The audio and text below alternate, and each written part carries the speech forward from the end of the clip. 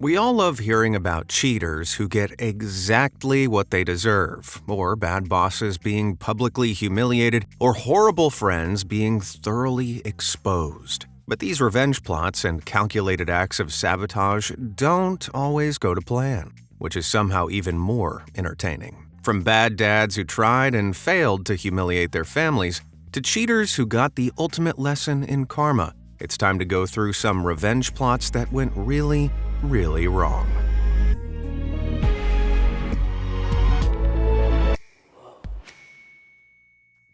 Bad penergy.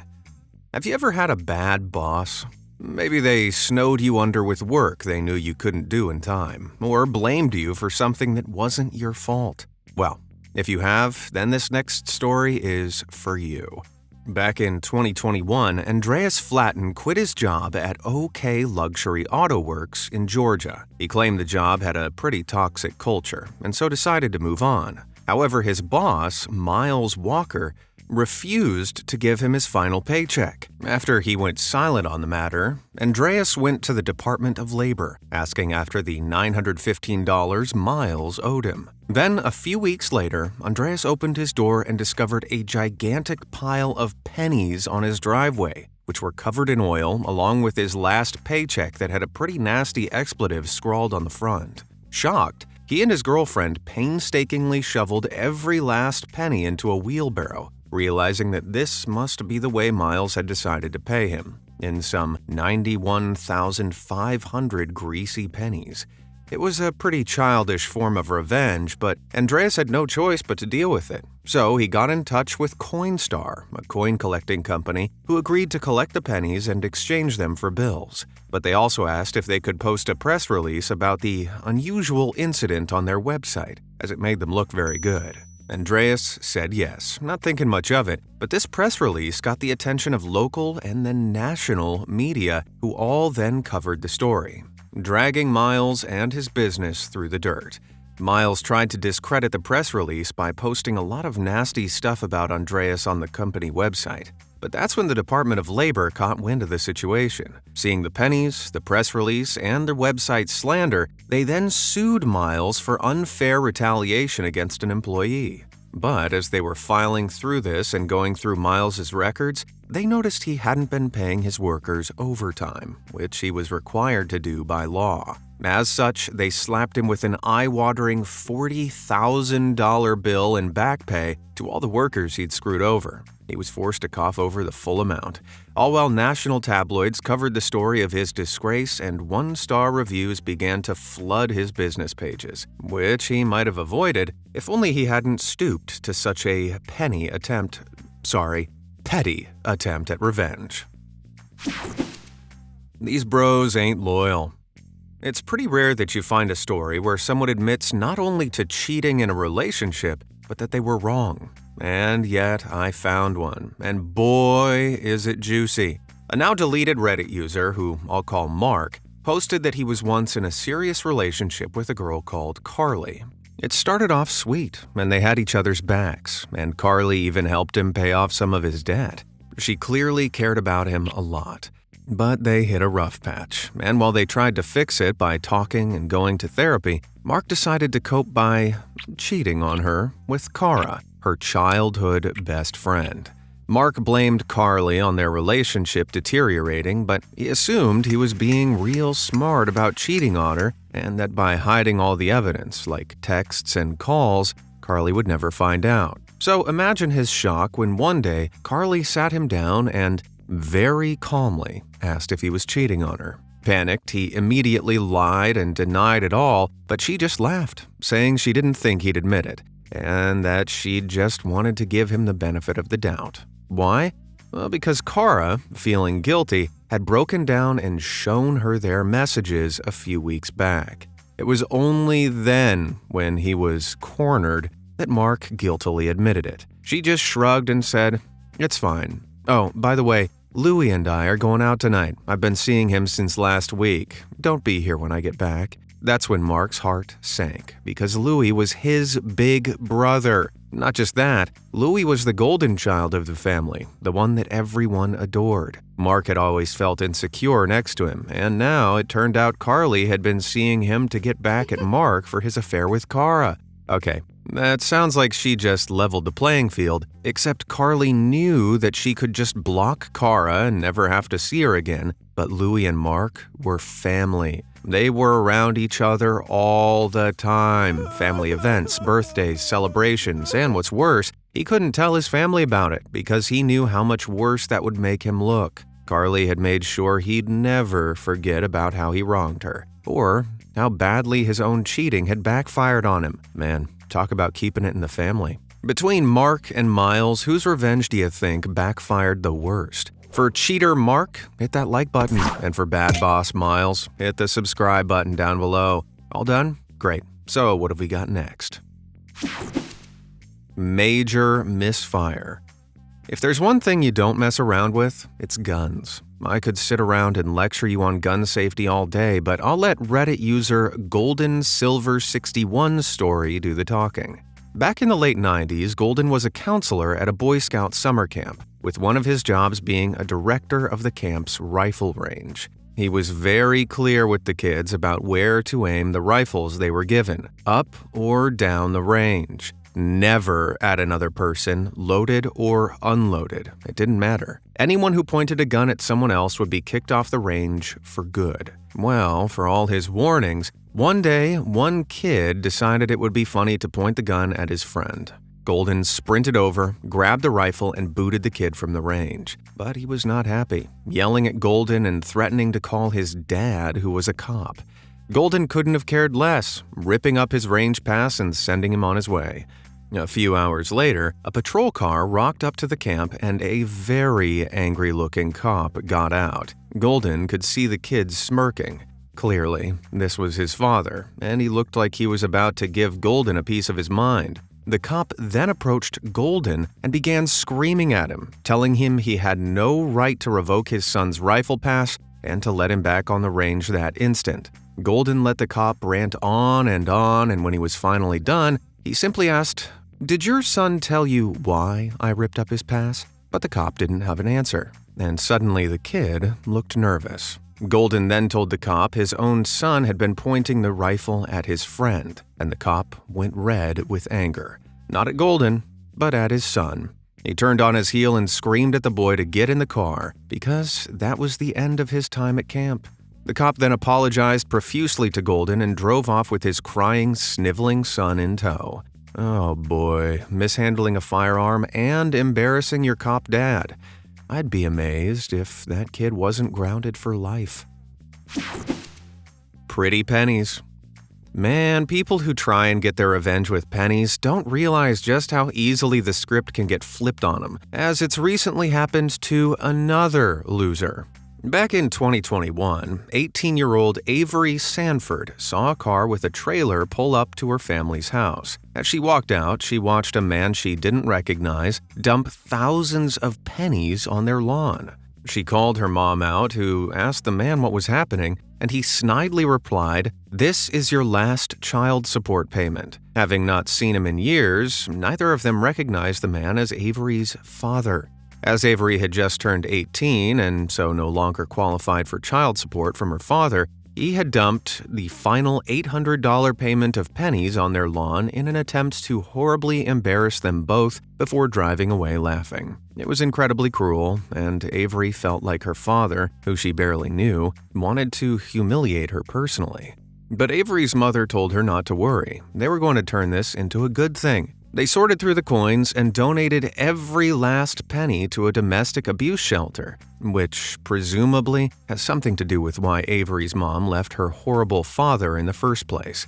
After the donation was made, local news covered the small story, where it quickly picked up steam and went to the national papers. There, thousands of people saw the high road that Avery and her mom had taken, and donations to the shelter came flooding in, which fueled even more coverage. In just a few days, $47,000 was donated to the shelter from all over the world.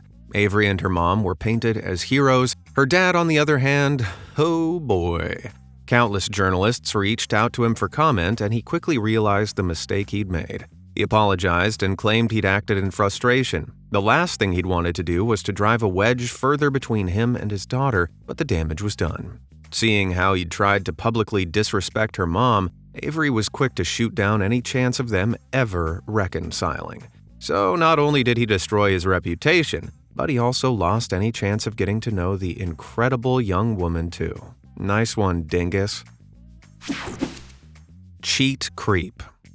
Some people just love to gossip, so much so they'll stick their nose into anyone's business, even that of people they don't know very well, just to have something to talk about. Although I reckon this next guy wished he'd kept his nose out of whatever business we're about to get into. A now deleted Reddit user account, who I'll call Anna, once worked in an office and was chatting with her colleagues in the break room. They were talking about how much they hated cheaters, and Anna agreed. Cheaters are the worst. All of a sudden, a coworker called Ken, who she'd gotten a promotion over the year before but still didn't know very well, burst forward and screamed that she was a hypocrite. Confused, she asked what his problem was, and he showed the room his phone, and on it was a picture of Anna at a bar holding hands with another lady. Ken looked triumphant, like he'd gotten revenge, but at this point Anna was incredibly creeped out. That was her and her girlfriend Ruby at the bar, but she hadn't seen Ken that night, so he'd been there covertly taking pictures of her, which, as they barely knew each other, gave her the willies. To the room, she said, yes, that was a picture of her and her partner, Ruby. Ken grinned and yelled that he knew she was actually dating a man called Simon and that she was cheating on him. All eyes were glued to Anna now, and boy was she annoyed. So she calmly confirmed that, yes, she was also dating Simon, and Simon and Ruby were also dating each other. The three of them were in a relationship together because they were polyamorous. Initially, Ken, now super embarrassed, refused to believe her until Anna got out pictures of the three of them together. Ken was so embarrassed, he turned beet red. She finished the interaction by saying to the room that while her private life was technically none of their business, she found it very creepy and unprofessional of Ken to take pictures of her without announcing his presence, stalkerish even, and then left the room. She could hear her colleagues all turn on Ken the second she left, having made them all look like they were talking behind her back, which they clearly had been. Anna then swiftly filed a report on the incident and went on about her day. She didn't think anything more of it until she received a message from her higher-ups a week later. Apparently, they'd interviewed Ken and several others about the incident, and it had become clear that Ken simply wasn't a good fit for the company, and so he'd been let go. Yeah, sometimes it's better to just keep your nose to yourself. April Fool. Pranks can be fun, but they're only fun if everyone's laughing, which is something the workers at a UK post office delivery branch weren't doing back in April 2023. It was during this time that post office staff were striking over wage rises, as the cost of living was fast outstripping what they were earning. This was also during a time where a scandal had rocked the post office, one where a software issue had wrongly placed many postmasters and mistresses in jeopardy after misreporting their takings, meaning many, over 900, were falsely prosecuted and some imprisoned. Between the strikes and the investigations, tensions were incredibly high. So workers at a post office delivery branch in Gloucester North were delighted when they saw a poster had been put up by their manager claiming workers would receive a backdated 11% pay rise, along with a whole list of other conditions they'd been hoping for. As the poster instructed, many shared it on social media. Hundreds of other workers all breathed a huge sigh of relief. It was almost too good to be true. And then they realized what date it was. April 1st. April Fool's Day. In a tone-deaf move, one of the managers had mocked up the poster to pull a prank on their striking staff. Now, the staff may have seen the funny side of it and been able to brush it off, but when it reached the internet, thousands of people were furious about how cruel and unfunny it was in the current climate. It even reached the tabloids, and national headlines ran with the story. which eventually forced the big bosses over at the Royal Mail to put out a statement, apologizing profusely, with statements from the now horrendously disgraced manager apologizing for their conduct. But even then, the public still called for the manager to be sacked. Oof. Well, when all his co-workers lost whatever respect they had for him, I hope he saw the funny side of it. Baby got trapped. Bringing kids into revenge plots is a low blow by any standard. And I say this as someone who's made videos on a lot of extreme revenge stories. Seriously, you can go check out the entire playlist I have dedicated to them on my channel. But when this next, now deleted, Reddit user decided to share his story that involved at least one kid, I couldn't not tell you guys. It's just unbelievable. So, Dan had been together with his long-term partner Stacy for 4 years. They didn't have much money, but they were happy, or at least Dan thought they were. Until one day, Stacy began acting distant. She changed the password on her phone, spent hours messaging other people, and would often come home late from supposed work meetings. Sadly, having been cheated on before, Dan knew the signs and chalked it all up to her cheating on him. But he didn't have any concrete proof, so he didn't say anything, instead choosing to pretend it wasn't really happening. However, one day when he returned to their humble apartment, he realized all of Stacy's stuff was missing. She'd left him without so much as a text. He was crushed, but consoled himself with the fact that his gut instinct about her cheating had probably been right. He continued living his life, refusing to let it keep him down when, about 4 weeks later, something wild happened. He won the lottery. I guess he was due a bit of good luck. It wasn't mega millions, but enough to set him up for a good long while. He moved out of his humble apartment, got the keys to a swanky new abode, and began dating a lovely young lady. They were getting ready to start a family together when one day, a good 7 months since they'd broken up, Stacy knocked on his door, heavily pregnant. She lay into him, claiming he'd hid the lottery winnings from her, and she'd had to track him down because the baby was his. He'd left her pregnant and stranded, and now, as revenge, it was his duty to provide a good lifestyle for her and their child, as she was due in a month. Initially, Dan was too stunned to speak. Hadn't she left him? And now, clearly, after hearing about his big win, she was just after the money. But this is where Dan flipped her wicked plot against her with 3 little words. But I'm infertile? Yep. As Dan and his new lady had been trying to start a family, Dan had discovered he was, in fact, infertile. They'd initially been sad. This meant 2 things. 1, Stacy's baby couldn't be his, and 2, if she was, as she claimed, 8 months pregnant, then that confirmed that she had in fact been cheating on him while they were still together. Oh, mama.